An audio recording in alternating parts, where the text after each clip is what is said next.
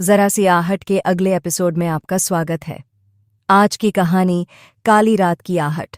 शहर के बीचों बीच एक पुरानी गली थी जिसे लोग काली गली के नाम से जानते थे। इस गली के बारे में कहा जाता था कि रात के समय वहां एक औरत की आहट सुनाई देती है जिसे सुनने वाले की मौत निश्चित है। गली के पास ही एक कॉलेज था जहां के छात्र इस गली से गुजरने की हिम्मत नहीं करते थे। लेकिन एक रात 3 दोस्त रोहित, समीर और निशा पार्टी से लौट रहे थे। रात का समय था और गलियां सुनसान थीं। रोहित ने मजाक में कहा, चलो आज काली गली से होकर चलते हैं, देखते हैं क्या होता है। समीर और निशा पहले तो झिझके, लेकिन फिर रोहित के दबाव में आ गए। वे तीनों गली में घुस गए। गली में घुप्पा अंधेरा था और वहां एक अजीब सी सन्नाटे की आवाज थी। जैसे ही वे गली के बीच पहुंचे, अचानक हवा थम गई।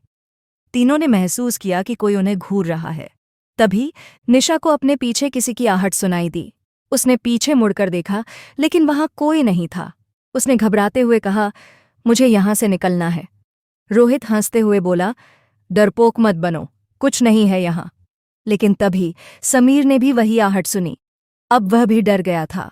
तीनों ने गली से निकलने की कोशिश की, लेकिन रास्ता अचानक से लंबा और अनजान सा लगने लगा। गली के चारों ओर धुंधलापन फैलने लगा और वे तीनों जैसे भटक गए। तभी गली के अंत में एक धुंधली परछाई दिखाई दी। वह औरत की परछाई थी जिसके लंबे काले बाल चेहरे को ढक रहे थे। उसकी चाल धीमी थी, लेकिन वह उनके करीब आ रही थी। तीनों के पैरों में जैसे जान नहीं रही। रोहित ने भागने की कोशिश की, लेकिन उसके पैरों में जैसे किसी ने जकड़ लिया हो। औरत की आहट अब उनके कानों में गूंज रही थी। तीनों ने की सांसें तेज हो गईं और फिर अचानक गली में एक चीख गूंजी।